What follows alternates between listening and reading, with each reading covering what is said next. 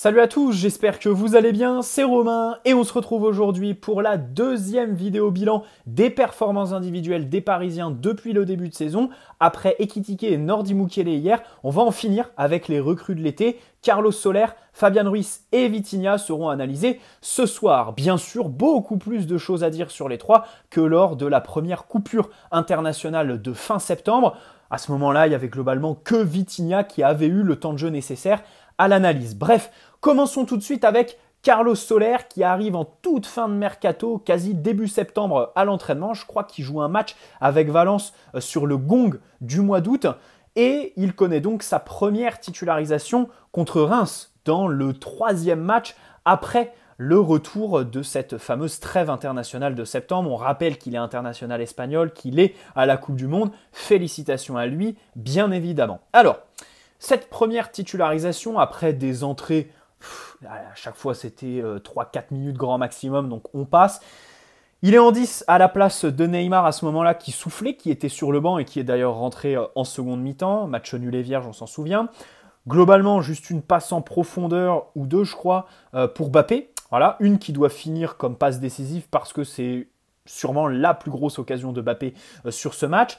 Ensuite, sans ballon, compliqué d'avoir des repères. Avec très mou, il se fait vite dépasser par les Rémois.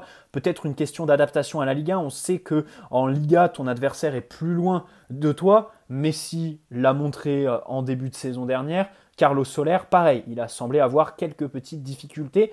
Après ce match, on ne le revoit plus trop. Il est titulaire contre Ajaccio en 10 toujours, parce que ce match-là, c'était Neymar. Ah bah oui, accumulation de cartons jaunes de Neymar, qu'il avait d'ailleurs pris contre Reims, le Brésilien. Donc il est en 10. Cette fois, il y a Messi sur le terrain. Grande différence. Contre Reims, il y avait Sarabia.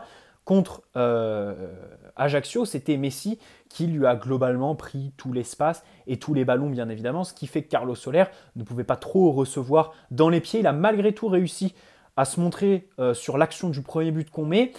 Et il fait aussi une belle passe en profondeur sur l'action, le gros raté de Mbappé, je crois. Il fait un super décalage pour Achraf Hakimi. Donc, il réussit à se montrer techniquement 2 ou 3 fois, à faire des petits éclats par la passe, pas vraiment par le dribble ou la conservation. Il n'est pas très à l'aise quand l'adversaire est proche de lui, encore une fois. Il comble bien les espaces laissés par Lionel Messi. Et encore une fois, c'est un match qui était quand même assez insuffisant, bien évidemment. Contre Haïfa, il fait une bonne entrée, bien sûr, en tant que relayeur droit. Et puis, il arrive lancé, passe décisive de Lionel Messi, Hugo Ekitike, qui s'efface un petit peu, qui crée de l'espace pour qu'il ajuste le gardien israélien. But pour Carlos Soler, son premier. Ensuite, il enchaîne contre 3, il est relayeur droit, titulaire cette fois. Il met un beau but. Alors, attendez, c'est l'égalisation, je crois, sur une passe sensationnelle de Neymar. Il dribble même le gardien sur le contrôle. Ensuite, il va chercher un penalty, celui de Mbappé en seconde. Et il a même encore une occasion en début de match qui finit petit filet, si ma mémoire est bonne. Mais là, je parle... j'ai le brouillon face à moi, mais c'est pas noté dessus. Donc là, je parle clairement avec ma tête. Bref, dans tous les cas, il t'apporte clairement de la présence dans la surface sur ce match. Et il est décisif. Voilà. Tout comme hier, enfin avant-hier du coup, contre Auxerre avec son but et sa passe décisive. Entre-temps, bon, il y a eu un match contre la Juventus où il est titulaire parce que Neymar a encore une fois accumulé les cartons jaunes. À peine 30 ballons touchés. C'est un match évidemment très pauvre. Introuvable, fantomatique. Et comme on joue très peu dans le dernier tiers du terrain adverse, il n'arrive pas à se montrer sur ses qualités en fait qu'il a depuis qu'il est au PSG, à savoir sa qualité d'appel, on va dire, de verticalité et de présence dans la surface. Ses mouvements quand même vers la surface sont très justes, notamment la tête qu'il met contre Auxerre. Alors il y a le centre de Nuno, bien sûr, qui garde le ballon jusqu'à avoir une poche d'espace pour Carlos Soler et un axe de passe accessoirement. Mais voilà, il y a aussi un déplacement que Carlos Soler engage très tôt dans l'action. Il dépasse un petit peu tous ses coéquipiers qui, eux, sont au trot. Et au final, il se retrouve en situation de marquer. Donc ça, c'est vraiment à mettre à son avantage. Contre Lorient, il fait une bonne entrée. Mais en fait, d'habitude, il remplace Neymar numériquement. Donc en fait, ça fausse l'analyse. Contre Lorient, il remplace Ekitike. Ekitike qui baissait complètement en régime, enfin qui était complètement fantomatique quoi. Au retour des vestiaires à Lorient, Ekitike n'était pas sur le terrain. Voilà, il sort à l'heure de jeu, donc à la place de Solaire, ce qui facilite peut-être la vision des choses puisqu'il fait une belle entrée. Voilà, et comme contre Auxerre dimanche, donc relayeur droit, ce qui semble être son rôle qu'il affectionne le mieux, on va dire, au PSG en tant que numéro 10. C'est un peu bizarre, voilà. Avec ce but et cette passe décisive, encore une fois, dans la profondeur pour Achraf Hakimi, sa capacité à donner la profondeur est plutôt pas mal. De toute façon, il te montre qu'au PSG, quand tu as un certain bagage technique, tu t'en tires tout le temps. Voilà. Thomas Meunier a dégagé assez rapidement parce que techniquement c'était très très compliqué. Rafinha a réussi à nous faire croire qu'il était un bon joueur sur les 6 premiers mois parce que techniquement il arrivait à avoir de la percussion dans les petits espaces et dribbler les adversaires. Bon, au final, la fraude n'a pas duré longtemps hein, pour Rafinha, il était clairement surcoté. Là, Carlos Soler, c'est pareil. Bref, j'aimerais juste mettre un point d'accent sur le transfert. C'est-à-dire que c'est vraiment celui de tous ceux qu'on a recrutés cet été avec qui je vais avoir le plus de clémence, disons. Hein. Vitinha, par exemple, on l'a recruté 41 millions. Il a joué dans un rôle de titulaire. En fait, il a tout de suite surperformé. Donc, tout de suite, tu as un niveau d'exigence qui s'élève, très clairement. Et puis, il est plus jeune. Fabian Ruiz, pareil, 25 millions. Lui, il était vraiment habitué au haut niveau avec Naples. Donc, tu t'attends quand même à avoir un certain niveau. Alors que Carlos Soler, c'est quelqu'un qui part de lance sur la toute fin du mercato, alors qu'il voulait y faire sa carrière, il voulait tout simplement un contrat de 8-10 ans là-bas. Il était capitaine, il était aussi relayeur gauche, dépositaire du jeu. Donc, il doit passer de ça, cette situation à Valence, à Paris, évidemment, où il est remplaçant, insignifiant, où il doit se contenter de quelques minutes pour être décisif. C'était pas dit hein, qu'il mette 2 buts et 2 passes décisives, parce que oui, ok, à Valence, il avait déjà son côté statistique, mais il marquait beaucoup sur penalty. Là, évidemment, les penalty, tu les oublies. Mais je mets quand même l'accent là-dessus, voilà, sur le changement qui a été difficile en termes d'acclimatation, surtout que c'est celui, en fait, qui a le moins de place, disons, sur le terrain, en fait. Voilà, la place de Messi et Neymar dans cette configuration-là, et surtout à leur niveau de performance, c'est difficile de se faire une place, d'exister. Et puis surtout, ça conditionne en fait tous tes mouvements. Tu es obligé à chaque fois de te déplacer dans la poche d'espace que Messi libère. Tu es obligé à chaque fois de libérer évidemment des espaces pour que eux récupèrent et reçoivent le ballon dans de bonnes dispositions. Ce que Vitinha fait bien, par exemple, en début de saison. Vitinha, il était très bon pour faire le déplacement de l'ombre qui va laisser plus d'angle de passe, on va dire, pour tenir le ballon plus longtemps à Messi, Neymar. Soler, bon, c'est pas son rôle de prédilection quoi, dans sa carrière, tout simplement. Voilà. Donc, je mets l'accent là-dessus. Je suis assez clément avec lui. Heureusement qu'il a les statistiques qu'il sauve, parce que sinon, j'aurais été beaucoup moins. Mais aujourd'hui, voilà, d'un remplaçant au PSG, on attend ça, voilà, qu'il fasse un petit peu de statistiques, pas qu'il fasse rayonner le jeu. Là, il faut clairement, par contre, être beaucoup plus disponible quand on a le ballon. Voilà, s'acclimater beaucoup plus dans les relances, être, très difficile de le trouver aujourd'hui. Alors qu'il a une qualité technique quand même, Carlos Soler, qu'il faut exploiter un petit peu plus. Voilà pour lui. Passons à Vitinha. Comme j'ai dit, je suis beaucoup plus exigeant avec lui parce qu'en septembre, c'était clairement le grand gagnant de cette première dynamique. Il était en double pivot avec Marco Verratti. Difficile de les imaginer sur la durée parce qu'il y avait une débauche d'énergie absolument dingue. Et d'ailleurs, Vitinha l'a peut-être payé au retour de la trêve internationale. Tout comme il a payé le changement de système, on va y revenir. Bon, commençons comme d'habitude par son historique.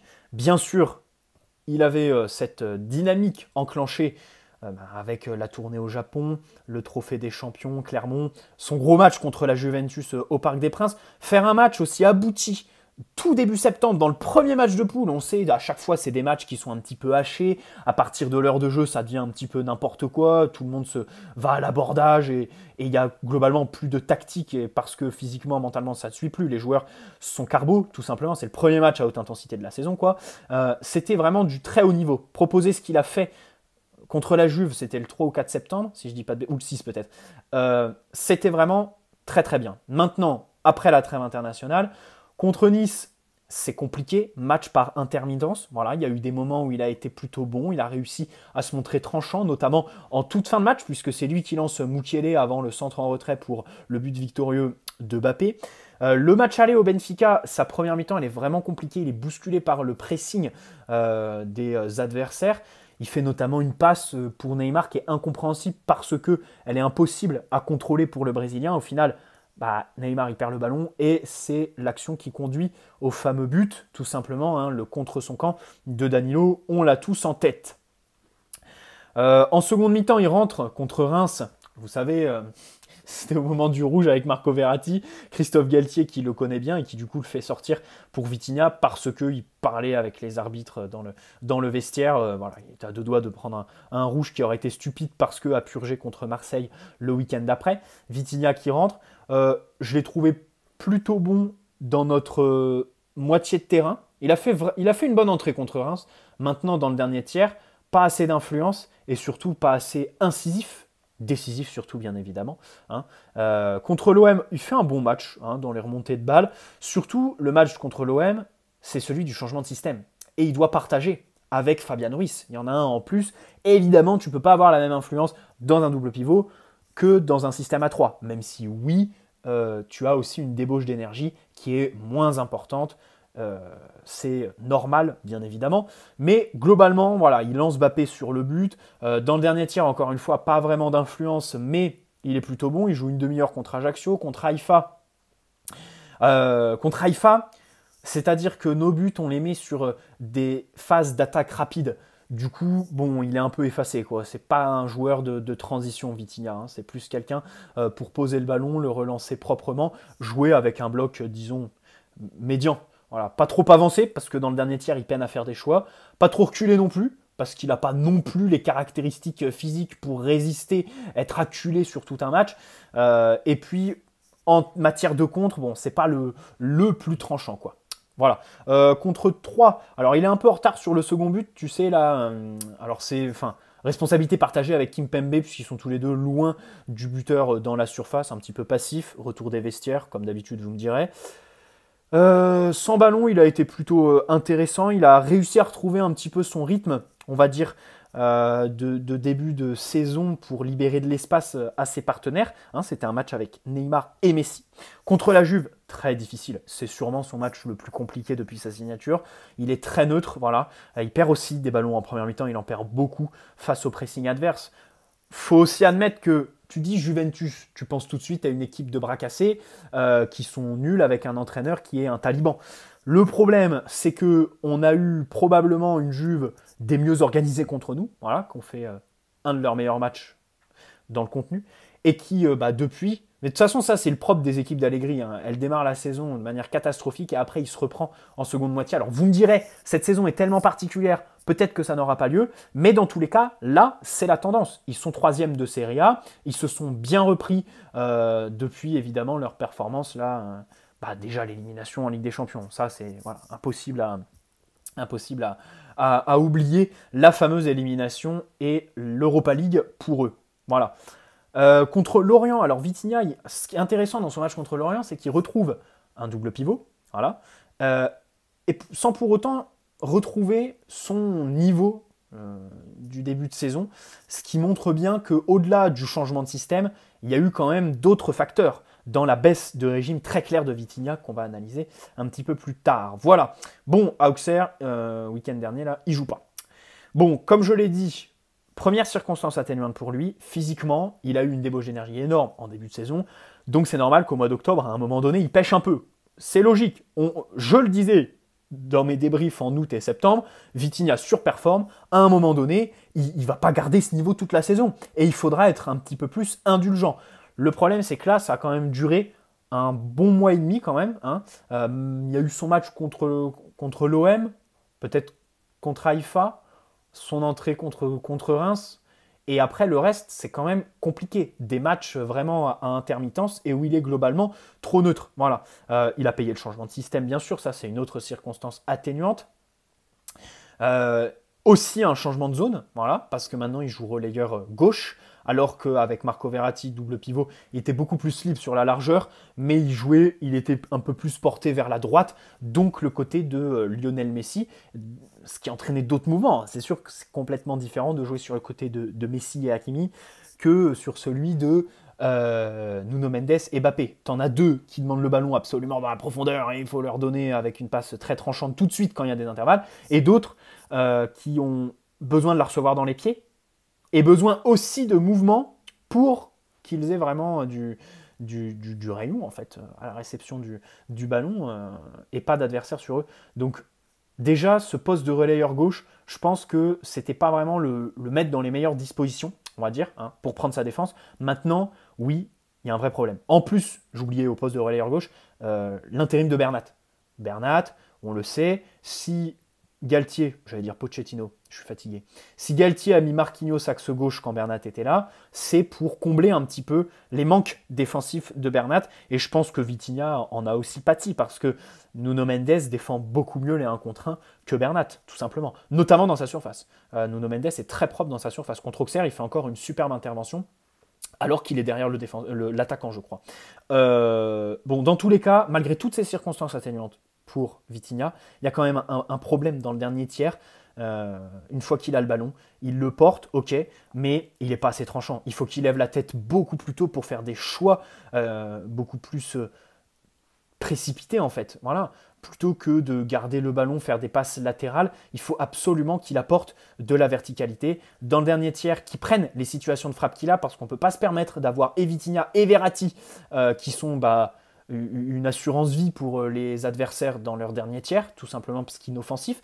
Donc vraiment, il faut qu'il progresse là-dessus. Voilà, il est jeune, donc c'est pas une critique que de dire ça, mais là, j'ai vraiment eu un problème ces derniers temps avec ça. Il faut qu'il soit beaucoup plus tranchant dans le dernier geste, en fait, hein, parce que concrètement,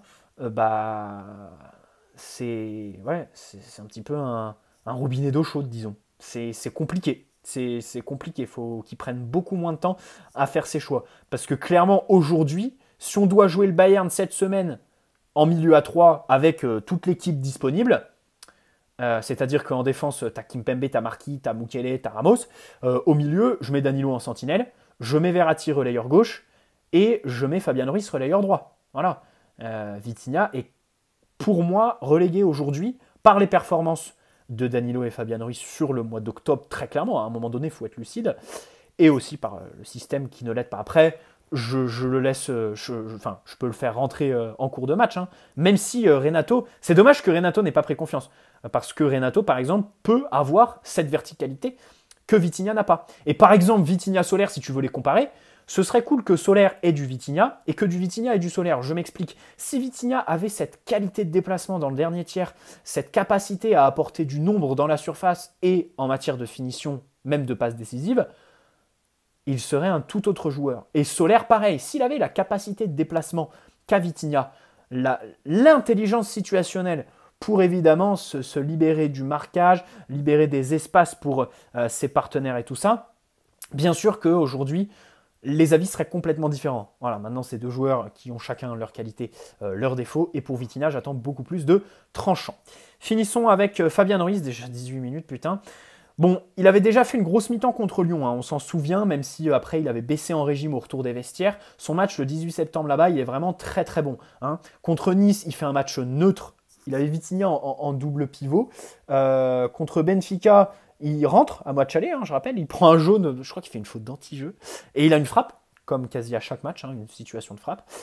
Contre Reims, il est titulaire, il est devant Verratti, dans le double pivot encore, donc il a le rôle de Vitinha, mais il a une frappe, je crois en début de match, non, sur une remise de Sarabia, je sais plus, non, ou alors second ballon sur un centre de Sarabia, non, je sais plus, mais dans tous les cas, frappe dans les 18, qui fuit le cadre, tout simplement. Des passes justes, même si défensivement il subit quand même la grosse pression rémoise. On se souvient que sur ce match, on a vu un pressing intéressant, hein, de la part de l'ancienne équipe d'Hugo Ekitike. Match retour contre Benfica, il re-rentre encore, il a une frappe, elle est contrée cette fois. Contre l'OM, bon, c'est son match référence, on sera tous d'accord pour dire qu'il a été excellent à ce moment-là, une super montée en puissance. En fait, il fait une grosse première mi-temps, il a un petit creux de la 45e à la 60e, et après il termine son match, mais vraiment sur les chapeaux de roue, dans la relance. Moi, ce qui m'intéresse le plus, et ce qui fait qu'aujourd'hui, en fait, il est devant Vitinha dans ma hiérarchie des milieux à 3, c'est sa capacité à la relance. Voilà, à être propre, tranchant et disponible. Peut-être aussi parce qu'il est plus grand, ça peut être un point d'appui pour que Donnarumma puisse allonger. On l'a vu à plusieurs reprises le chercher parce qu'il est capable de contrôler poitrine, même si son jeu de la tête n'est pas forcément exceptionnel. Par exemple, il est impliqué sur le dernier but contre Haïfa en septembre, sur un contrôle poitrine, sur un dégagement de Gigio Donnarumma, Fabien Ruiz. C'est pour ça que je le préfère à Vitinha, parce que sur les relances, Vitinha est beaucoup plus discret. Fabien Ruiz a vraiment une meilleure intelligence pour faire progresser le ballon, et il est très bon là-dessus. Ensuite, dans le dernier tir, bien évidemment, il a de l'influence. Contre Ajaccio, par exemple, il est titulaire, il fait encore un gros match, il a une frappe proche du but avant la mi-temps. Les renversements, pareil, il les maîtrise.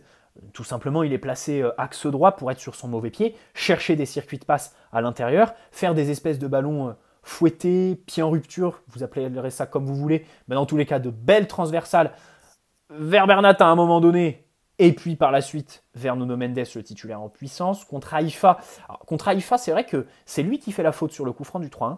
Sur les 2 buts qu'on prend, il lâche un petit peu son marquage, hein, pas exemple de tout reproche. Comme Vitinha, c'est un match où on marque sur des contre-attaques, donc c'est difficile pour lui, mais il fait globalement encore à la relance, vraiment toujours très disponible pour ses partenaires. Bon, contre la Juve, on lui laisse le bénéfice du doute. Son début de match, il paraît très emprunté du fait de la blessure qui le fera sortir pour Renato aux alentours de la 20e minute, très tôt dans le match.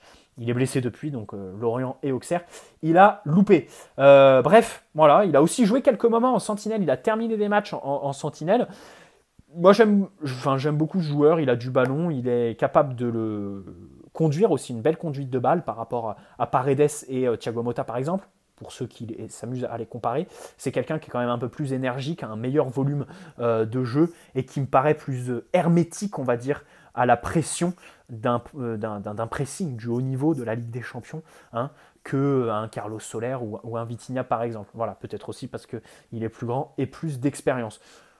Voilà la vidéo sur le milieu de terrain, j'espère qu'elle vous aura plu. N'hésitez pas à poser un like si c'est le cas, vous abonner si ce n'est pas déjà fait, et puis on se retrouve très prochainement pour passer peut-être aux latéraux, disons. Ouais, je pense qu'on va faire Nuno, Bernat et Achraf sur la prochaine vidéo. Allez, ciao les amis, prenez soin de vous avant tout. Allez, Paris et les Bleus bien évidemment en ce moment. On se dit à la prochaine. Ciao.